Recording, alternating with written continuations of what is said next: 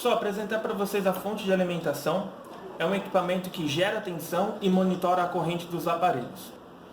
Através da análise da corrente, é possível identificar falhas diretamente no aparelho celular, como curtos, solda fria, travamentos no bootloader e até mesmo possíveis falhas no botão power. A regulagem do equipamento é feita através desses dois botões, no qual você precisa pressionar uma única vez e assim você consegue, girando para a direita ou para a esquerda, aumentar ou diminuir o valor de corrente, mudando casa por casa, e também a mesma coisa para a voltagem. Assim que você pressionar os botões, ele vai alterando a casa decimal, onde nós podemos fazer o ajuste com maior precisão. Finalizando o ajuste necessário, basta parar de mexer na máquina e aí ela salva. Nós vamos utilizar as pontas de prova, um positivo e um negativo, para fazer a conexão diretamente nos conectores de bateria de cada celular. O ajuste necessário para que a gente consiga fazer a análise de qualquer defeito em celulares é de 4.2 volts para tensão e 2 amperes ou 2.000 mA de corrente também. É normal, após o ajuste, a fonte zerar aqui a marcação de amperagem, até porque aqui nós vamos identificar o consumo do aparelho. Enquanto não tivermos nada conectado à fonte, nós não teremos nenhum consumo sendo mostrado.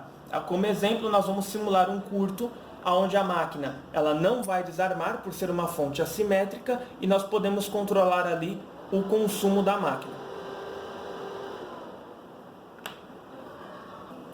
Pessoal, para poder fazer a ligação da fonte de alimentação ao aparelho celular, é necessário que nós conectamos as pontas de prova diretamente no conector de bateria do aparelho.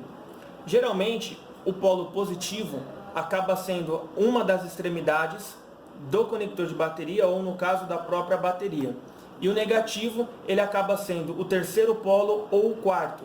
Nós também podemos conectar o negativo em qualquer ponto de terra, qualquer chapa, blindagem do próprio aparelho, que também vai funcionar.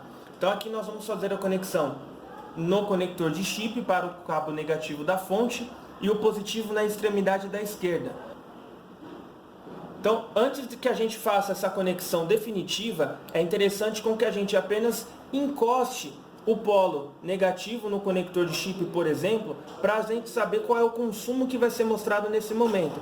Até porque no momento em que nós vamos alimentar a placa do aparelho, o maior consumo que pode ser apresentado e ficar constante é de 9 mA.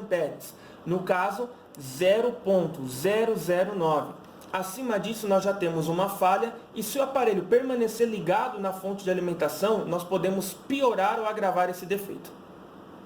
Vamos fazer a ligação desse aparelho na fonte de alimentação, conectando o cabo negativo da fonte no conector de chip, poderia ser no de memória ou qualquer outro ponto de aterramento da placa, e o positivo nós vamos fazer a conexão no primeiro ponto aqui da esquerda. Tá? Essa marcação de positivo e negativo também pode ser encontrada nas baterias do celular. E agora, tendo a certeza da ligação, a gente conferiu aqui, o consumo ficou estável, abaixo de 9 mA, nós vamos pressionar o botão Power. É interessante observar o consumo nesse momento, enquanto o aparelho está ligando, que ele não vai estabilizar, ele não vai travar, não vai ter repetições.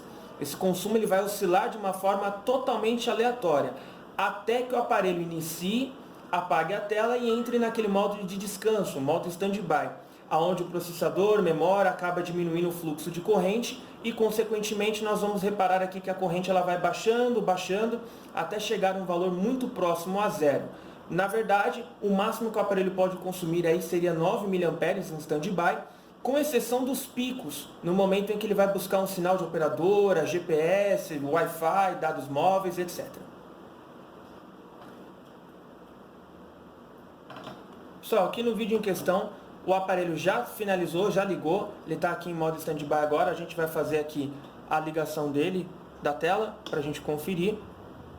Tá? A gente consegue perceber aí que o consumo do aparelho, ele acaba sempre reduzindo em tela de descanso, por não ter o display consumindo, o processador e memória, e no momento em que ele acende a tela novamente, o consumo ele vai ser elevado. Esse é um teste bacana, porque mesmo que o display estivesse desencaixado, até mesmo quebrado, nós conseguiríamos saber se o aparelho ligou ou não. Porque no momento em que ele estabiliza o consumo, que é o que vai ocorrer agora, se nós pressionarmos o botão Power, mesmo sem que apareça a imagem, o consumo ser elevado, nós temos a certeza de que ele está ligado. Então, por exemplo, o consumo agora, ele baixou, eu vou virar o celular aqui para que a gente não veja a imagem, e aí eu vou pressionar o botão Power. Automaticamente o consumo é elevado, mesmo sem saber se o aparelho gerou imagem ou não. Lembrando sempre que esses testes devem ser feitos com o uso de equipamentos antistáticos, a luva, a pulseira no caso, que tem que ser usada aqui neste momento. Pessoal, aqui um dos possíveis diagnósticos que nós podemos ter através da fonte de alimentação, isentando os defeitos eletrônicos, tá? É um consumo superior aos 9 mA assim que eu conecto a fonte ao aparelho. Nesse caso, o consumo está estabilizado em 55 mA, quer dizer que ele ultrapassou os 9, que seria aí a